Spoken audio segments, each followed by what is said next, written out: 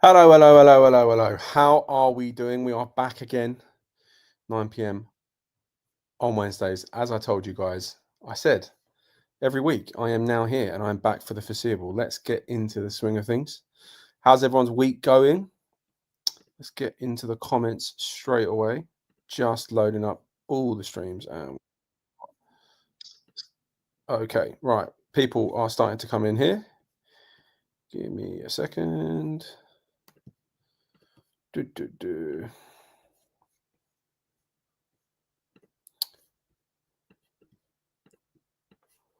Here we go. Right. Welcome to the show, guys. Apologies for the slightly slow start there. Happy to be back. As I said, I am Jamie Talks here every Wednesday, 9 p.m., talking all things West Ham, even though we don't really want to talk about West Ham at the moment. How's everyone's weeks going? How's everyone feeling about the next big game going into the season? Obviously, we've got a big game against Newcastle coming up, and then we've got Arsenal after that. So it's going to be a tough couple of weeks for Lopetegui and this West Ham squad. But we have hope. You know, we always got to hold out hope for some sort of positive result. But as I said, I don't think it's going to be easier. I think Newcastle and Arsenal are both better sides than us, and I can see both games being difficult. If we get anything out of both games, it would be I don't want to say a miracle because that's ridiculous, but it would be good going. So if there's a time for Lopetegui to turn things around, it is against Newcastle or Arsenal. So let's get into some of the comments so far. As I said, let me know how you are doing, guys. How's your week been? What's new? Any rumours you're hearing about West Ham and whatnot, do throw them in the chat. And then we will go through everything. Right. Okay. Randy's in here straight away. He actually left this an hour and 15 minutes ago. So fair play to you, mate. You must have been in here a while. All right, Jamie. Hope you're doing well. I'll let you know that Jacob Steinberg just reported that if Lopetegui loses to Newcastle and Arsenal, he will be sacked.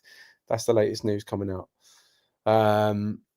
Jacob Steinberg. Can we trust what Jacob Steinberg says? He's had a troublesome few months, hasn't he? I know he's still very much a West Ham insider, but he has upset a lot of people.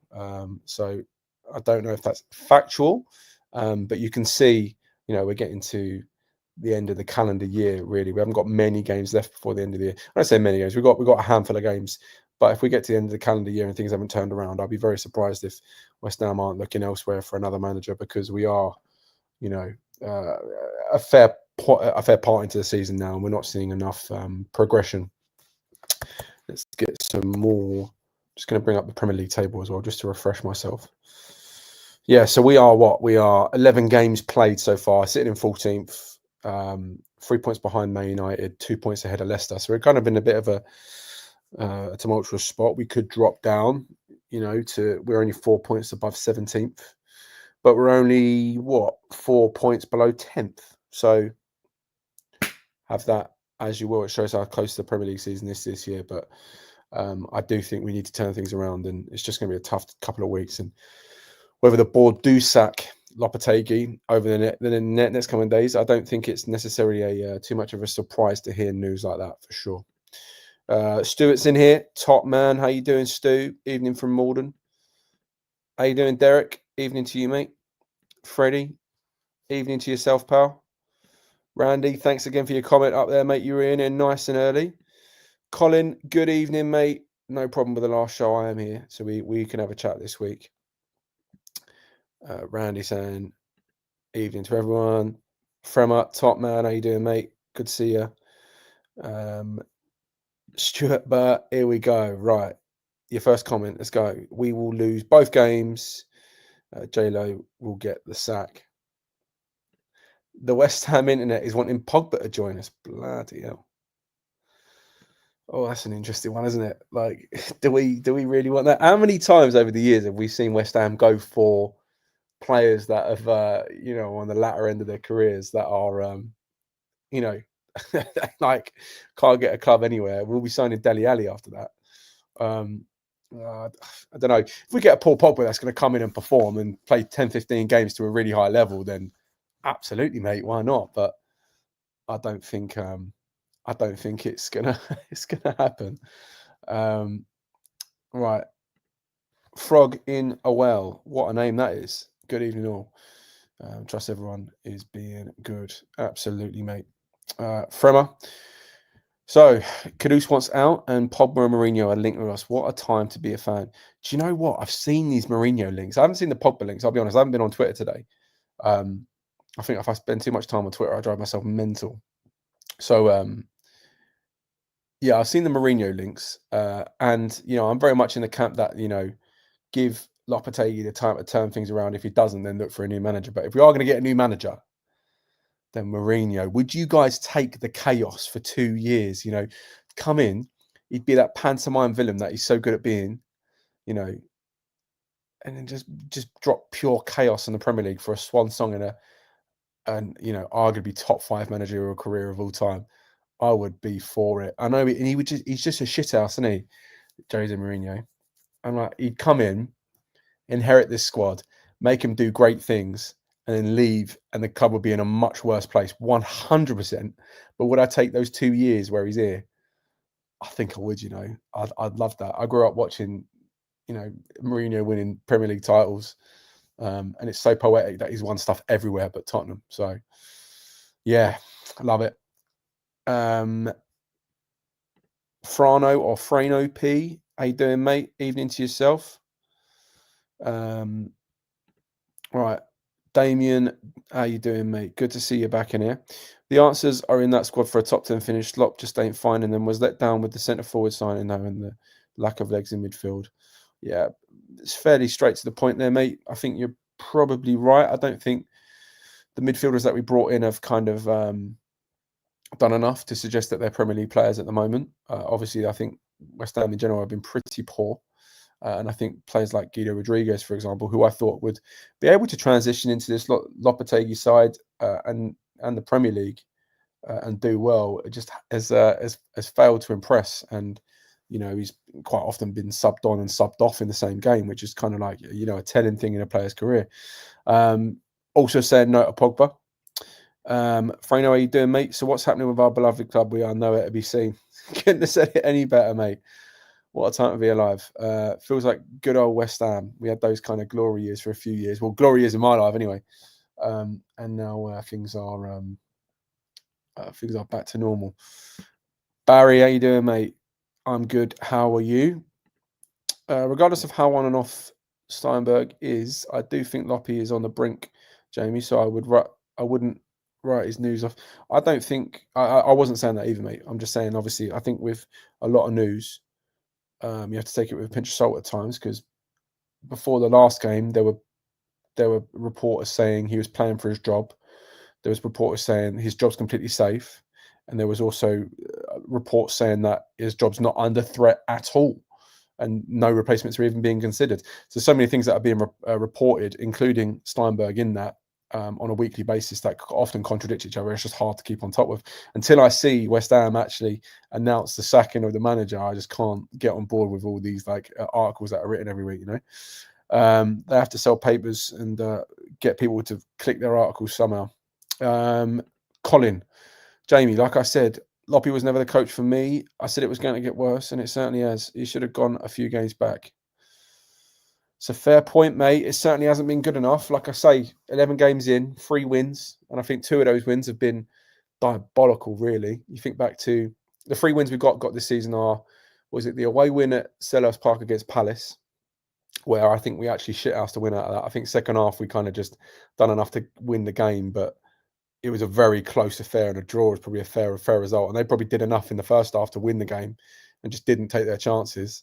And then it was a very, very similar story against Man United at home when we beat them, and we had I want to say one of the worst penalties ever given for us. And we obviously you take that, and it's against United, but it was one of the worst penalties I've ever seen, and we won that game. So we're very much flattered to deceive in some of our performances this season. I think we've got 3 wins, but we could easily be at this point now with 6 points less. And obviously that's not how football works. But when you look there and analyse the actual games, we ain't been great. I don't know if I'd agree that if the manager should go just yet. I do want to see if he can actually turn it around. But if we get to the point where we're 14, 15 games in and we've seen no progression at all, then I think writing's on the wall.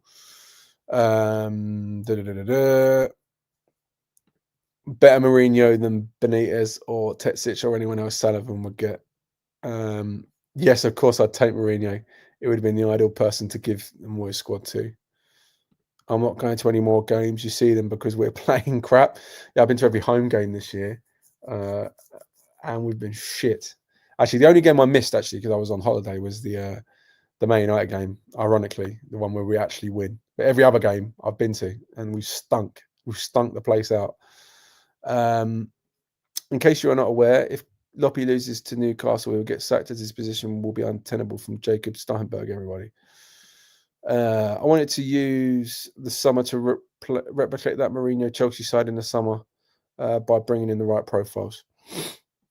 Stu saying, I'm not going to any more home games because we're playing crap, and if we keep playing like this, we'll get relegated and have the best stadium in the Championship. The best stadium? I don't think so.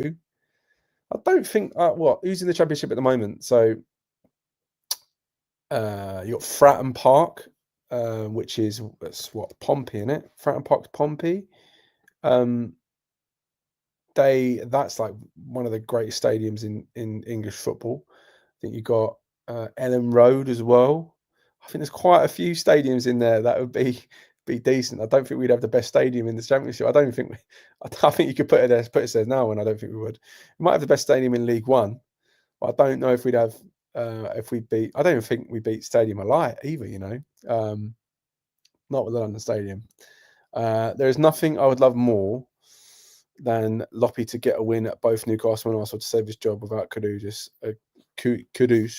as well. Don't look likely. I think you're onto something there, mate. Sorry, I wanted us to use the summer to replicate that Mourinho Chelsea side by bringing in certain profiles. I mean, I think like one of the greatest Premier League sides of all time. You look at them defensively, the defensive record they had. I think they conceded, what was it? It was like, was it single-digit goals over a year or something like that? I can't remember off the top of my head. My Premier League knowledge is in the bin at the moment because I've got a bloody flu and I'm in the bin. But that Mourinho side of that era, especially when he started like coming in and really like asserting his kind of, and they won the 3 on the bounce. Yeah, I hear you there, Damien. I think it'd be hard for us to get to that level, of course. But Mourinho coming in is never going to be. And I think football's changed from then as well, to be clear. Yeah, I'm not against you, mate. I just love the idea of the chaos. If the squad were powered by rumours, we'd be unbeatable.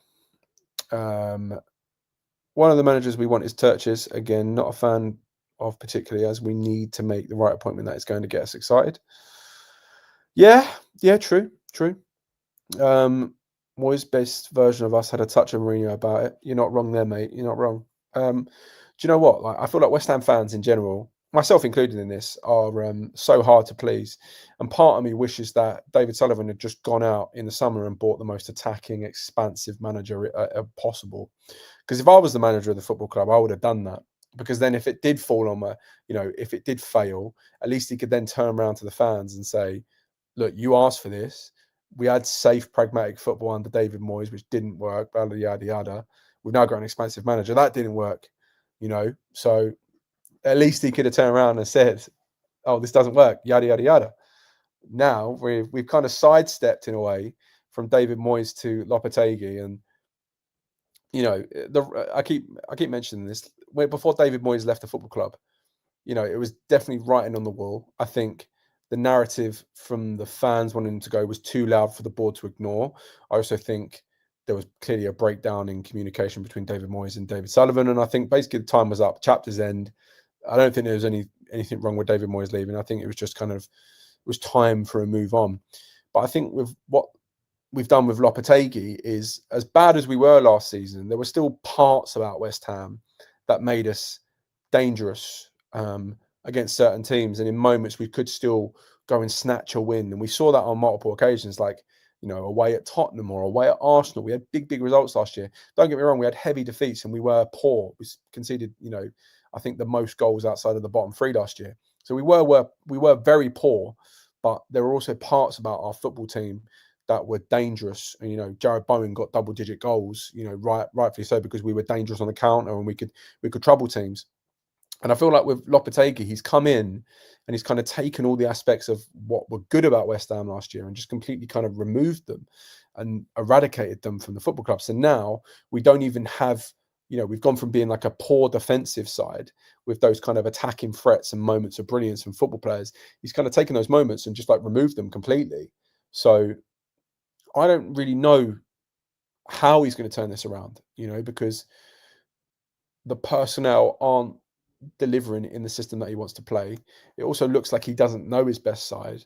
We look like we're trying to pass teams to death and recycle the ball around the defenders and midfields, and we don't even look like scoring a goal. We don't look like progressing the ball forward.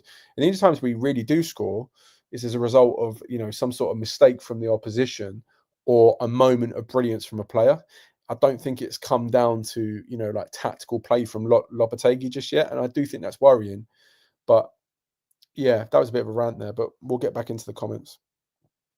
Even our 4-win flattered us. I think you're right there, mate. I was at that Ipswich game. We weren't great. We weren't great at all. I think a better side on the day would have given us a game for sure. But Ipswich are obviously struggling. I believe he can turn it around, but he needs a lot of time for that, and you don't get that time these days, especially in the Premier. So yeah, he's gone. I was at the Man U game, and that was shit as well. Yeah, it was, mate. We nearly conceded like 18 in the first half. You mean not? I'm going to butcher that name. What is it? George Mikadatse at Lyon, or Gift Orban, Damien or Maxon Kakare as a midfielder, or Malik Fafana. Okay. That is ball knowledge. I've probably just butchered half of those names. There's a conversation going in the comments here, guys. Also, is that meant to be Damian, is it? Or Damien? You did not get back to me. Damien. Oh, right, okay. Here we go. I'll let Randy and Damien have their chats in the comments. Yeah. Would you take Moyes to the end of the season? Probably not, no. Writing was on the wall for him to go. But I do think we were better under David Moyes than what we are currently now, as bad as we were last year. What you said there about the most attacking manager and fans, that's what's happening at Spurs. The jury is still out how successful he will be. Yeah, but at least they can go to, arguably the best stadium in world football, definitely in the Premier League, and know that they're getting a good game at the end of the game. Do you know what I mean? Before the game kicks off, and they know they're getting some sort of entertainment. Colin, Jamie, who was certainly told a lie by Loppy. He said he learned a lot from Cruyff at Barcelona. He actually said football should be about entertainment and a spectacle, and about cultivating young talent. Well, he's got plenty of young talent at the club. Let's hope he can turn it around. Does Sullivan have the bollocks to sack Loppy if we lost to Newcastle and Arsenal? I don't think he will, and Loppy will be here for the whole season. Maybe. I don't think that would be too far out of the realms of possibility. It can't get much worse than what we are at the moment, though, can it? Really, we've lost big games this year, like to teams. Yeah, things just need to improve ultimately. And like I say, we've from game 1 against Aston Villa. I mean, I went to multiple preseason games. I remember going to the Dagenham Redbridge game, and again, you can't read too much into that, but we played all right on the day. We weren't amazing, but we played all right. And then you go into that Aston Villa game, and Aston Villa are obviously a good side. It was tight for moments, but then obviously they got the result. And then I just don't think there's been enough like progression from that point. So yeah. Right. So we need a cam. Right, Randy and Damien. I'm trying to keep up with the chat you boys are having. Going into an in-depth in French football, it seems. Frog in a well wants Mark Noble. I'm having a hard think about what this club is about in the long run. Mark Noble.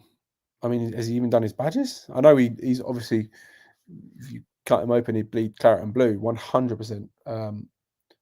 But can he manage a football team? I don't know. Does he even want to? I imagine if you gave him the opportunity, he would say yes, but I don't think that would be my first choice. Not at all, really. I'd actually really like us to look at someone like a Ruud van Nistelrooy, I think, again, it's a bit of an unknown quantity. The dream for me is probably Michael Carrick, to be clear. But someone like a Ruud van Nistelrooy who's been there, done it at the top level of the game. He's coached elsewhere. He'd done all right I say all right. He done all right in the Netherlands. Obviously, had a little cameo stint at Man United, and he's a young enough manager to kind of build a project around. And I think someone like a Ruud van Nistelrooy, for me, I'd be interested in that. I think someone like a Michael Carrick as well, giving him some time. I think that would be the main one for me. We haven't got any leaders on the pitch, and was it wrong giving Bowen the captaincy? Well,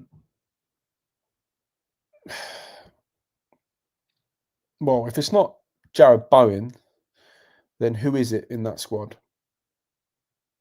I mean, you look at, there's no real obvious candidates, if I'm honest with you.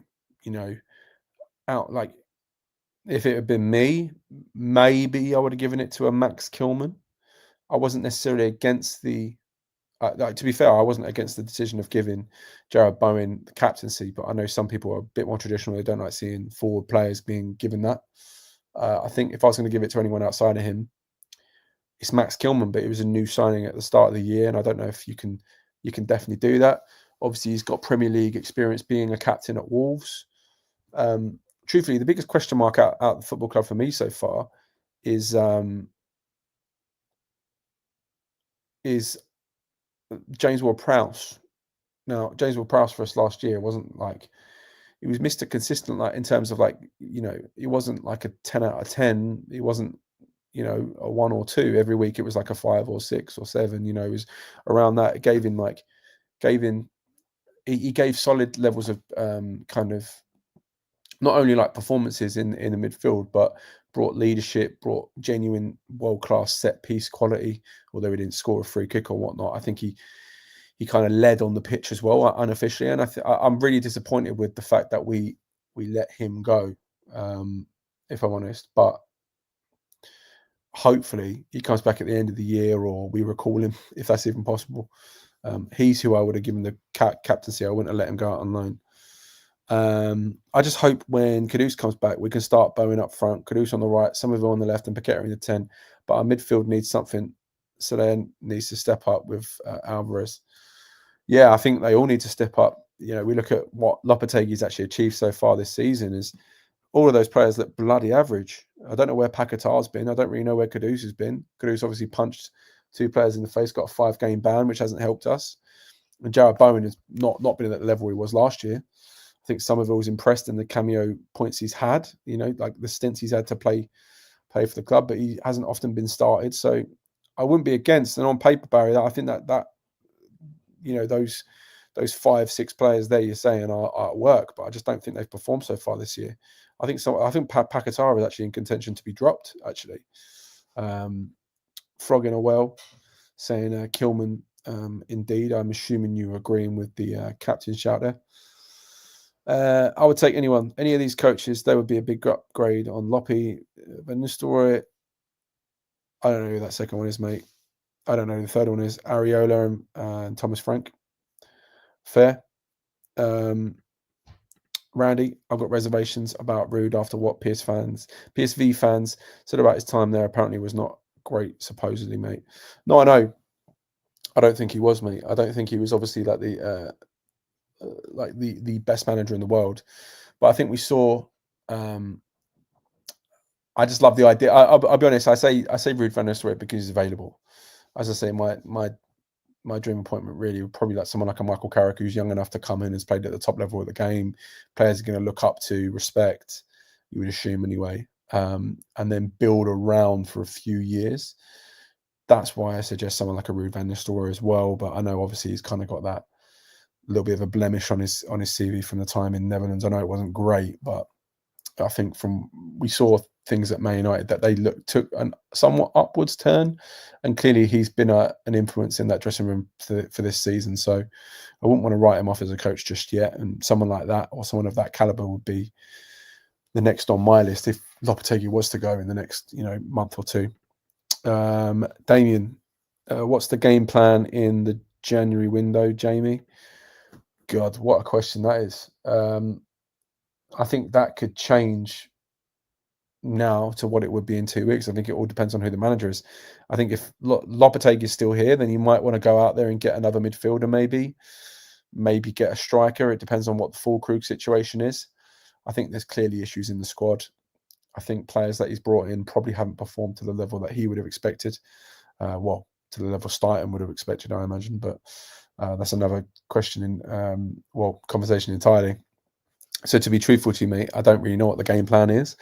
I think if we still got Lopetegui in charge, though, to be clear, it'll probably be bringing in another midfielder, maybe a striker. I think that's probably the main one, because currently we're obviously relying on Mikel Antonio and Danny Ings, and Füllkrug he's been injured with this anonymous injury for a little while now. So I think it'll be one of them. If we can go in and get the John Duran from Aston Villa, if we can revisit that deal and maybe get over the line, then yeah, but I don't know if the club would have the finances to do that now, especially with the amount of money they spent in the summer. So yeah, to be clear, not 100% sure, but they would be the few bullet points I would address. That's Our Job podcast. Go check them out, guys. They're top blokes. Got a great podcast as well. You can find them on Twitter and all socials and whatnot. Just type in Dad's Our Job podcast. Right. Evening, Jamie. Hope you're well. If you had to choose any English coach to take over at West Ham, who would you have? Michael Carrick. Yeah, I said it a minute ago. I think for me, I think he's a promising coach. Plays good football. Did well at what is doing. Did very well last season at Middlesbrough. Reasonably, well, the season before that actually as well. Is doing reasonably okay at Middlesbrough, and I think he's earned enough chops to see what he can do at a Premier League club. And obviously, he's got a relationship with the football club already. Obviously, came here early in his career before going on to do, incredible things for Man United, and obviously Tottenham prior to that. So yeah, I'd like to see Michael Carrick. Nobes is no for me, unless it's for 1 or 2 games. He would give all the overpaid merchants a right bollocking though. Yeah, I can see that. Right, Pac-Man has 1 foot out of the door out already. I love JWP. Nearly cried when we loaned him out. It would be key in our midfield problems because our defense is good. Yeah, I know what you mean, mate. Biggest Q is, what the fuck is J-Lo still doing at our club? Fair play, Frano, mate. Frano also thinks that Jared Bowen is not a captain, by the way. That role would suit Souček. It's an interesting take, that one, mate. Colin, I would hope we try to get Hones or Dino Topmiller or any other young coach that can at least pay the bare minimum. Oh my God, I can't get my words out tonight. That can at least the bare minimum play football better to life us as a fan base.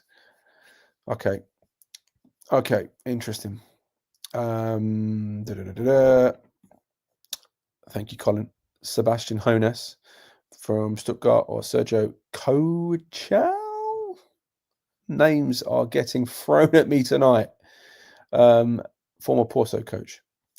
Well, I don't know a thing about him. What did he do? Why is he the former Porto coach? Out of interest. Barry Clark, striker and midfield, bring back JWP or Freddie Potts. Right, guys. Nottingham Forest manager. Yeah, it wouldn't be a bad shout, to be fair, mate. Okay, right, guys. So I've done my half hour. I'm here again for the wrap up.